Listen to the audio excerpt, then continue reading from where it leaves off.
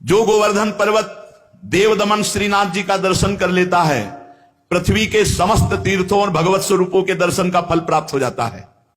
गंधमादन पर्वत पर तपस्या करके जो फल प्राप्त नहीं किया जा सकता, उससे करोड़ गुना फल गिरिराज जी की परिक्रमा, गिरिराज जी के दर्शन से। पर परिक्रमा करने वालों से प्रार्थना है, ये जो आधुनिकता लेकर के ब्रज में आते हो, कृपा करके ऐसी परिक्रमा दूषित मत करो। परिक्रमा लगानी है तो नंगे पैर लगाओ, जूता मोजा पहन के परिक्रमा नहीं लगाई जाती। जो 3-3, 4-4 परिक्रमा लगाते हैं वो महानुभाव कपड़ा बांधे रहते हैं, उनकी बात अलग है।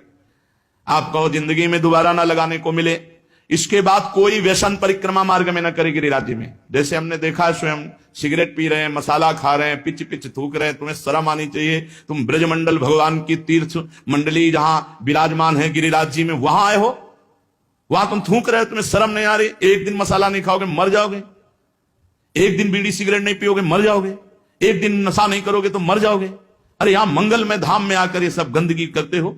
इसलिए परिक्रमा में दाहिने थूके नहीं, मुंहते नहीं, कुल्ला न करे। दाहिनी तरफ आराध्य देवते, चाहे वृंदावन की परिक्रमा हो, चाहे गिरिराज जी की, चाहे बरसाना धाम की, और नंगे पैर लगाओ। गोवर्धन पर्वत की यात्रा करने से 1 करोड़ सोने से सींग बढ़ाकर गौ में दान करने का जो फल ऋषभ पर्वत, कूटक पर्वत, कोलक पर्वत पर है, वो गिरिराज जी की यात्रा मात्र से पूर्ण हो जाता है। ऋषिमुख, सहगिरि, देवगिरि की संपूर्ण यात्रा और पृथ्वी की पूरी परिक्रमा करने का जो फल है, उससे करोड़ गुना फल गिरिराज जी की लूट लूट करके प्रदक्षिणा करने से प्राप्त हो जाता है, अर्थात दंडवती परिक्रमा से। भविष्य काल में उसका मंगल नहीं हो सकता जो एक बार गिरिराज जी से प्रीति कर ले। जय गिरिराज महाराज।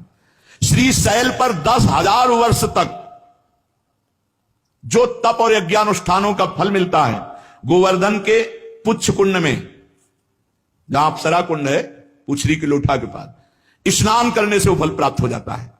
जो गोवर्धन पर्वत पर उत्तम ब्रजवासी ब्राह्मणों को पवाकर दान देता है, वह स्वर्ग चाहे तो स्वर्ग, भगवान के वैकुंठ धाम को चाहे तो वैकुंठ धाम की प्राप्ति होती।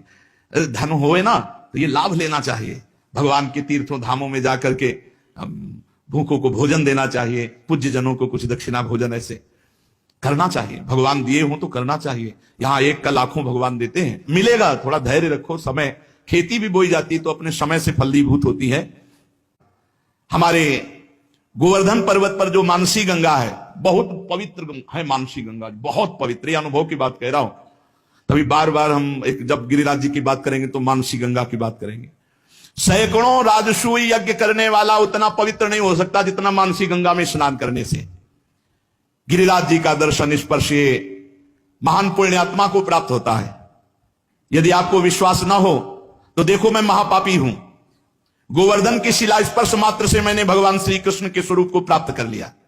अब देखो परिक्रमा लगा रहे हैं, चबा रहे हैं, खा रहे हैं, भुट्टा खा रहे हैं। अरे 21 किलोमीटर है गिरिराज जी महाराज। प्रारंभ करने के पहले कुछ पा लो, बीच में प्यास लगे तो जल ले लो, और जिससे जल पियो उसको ₹1-2 भेंट दे दो।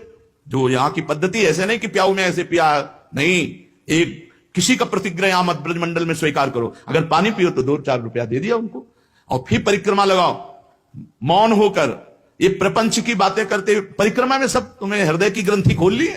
प्रपंच की देखो ना, दुनिया की बातें। अरे भगवान के धाम में आकर आप सोचो, यहां सुगंध फैलानी चाहिए कि दुर्गंध? बीड़ी, सिगरेट, तंबाकू, पान मसाला, शराब, ये सब भैया बाहर छोड़ो ब्रज 84 कोस के। यहां आओ तो कमाओ, भगवान का पुण्य मंगलमय धाम का आनंद प्राप्त करो। गोवर्धन महाराज में जो कष्ट सहा जाता है वो बड़े बड़े पापों का नाश करता है, बड़े बड़े पापों। अरे ये कमाई की जगह है।